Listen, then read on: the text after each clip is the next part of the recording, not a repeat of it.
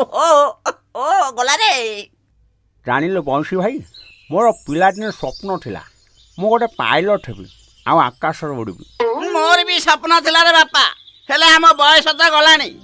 ହଁ ପରା, ସ୍ୱପ୍ନ ସ୍ୱପ୍ନରେ ରହିଗଲା। ଛାଡ଼, ହେଲେ ମୋର ଏବେ ବି ସ୍ୱପ୍ନ ଅଛି ରେ ବାପା, ମୋ ଡାଙ୍ଗୁଆ ଦିନେ ପାଇଲଟ ହବ ଆଉ ଆକାଶରେ ଉଡ଼ିବ। ଆକାଶରୁ ସିଏ ମତେ ବାପା ବାପା ବୋଲି ଡାକୁଥିବ ରେ ବାପା। ଥାଉ ମ, ଏତେ ସ୍ୱପ୍ନ ଆଉ ଦେଖନା। ଆରେ ନାଇଁ ରେ, ମୁଁ ସତରେ ସ୍ୱପ୍ନ ଦେଖୁଛି। ହେଲେ ଦେଖ ମୋ ପୁଅ କେମିତି ଆକାଶରେ ଉଡୁଛି ଆଉ ମତେ ବାପା ବାପା ବୋଲି ଡାକୁଛି। ଆରେ ତୋ ସ୍ୱପ୍ନ ମୋ ଆଖିକୁ ବି ଦେଖାଯାଉଛି।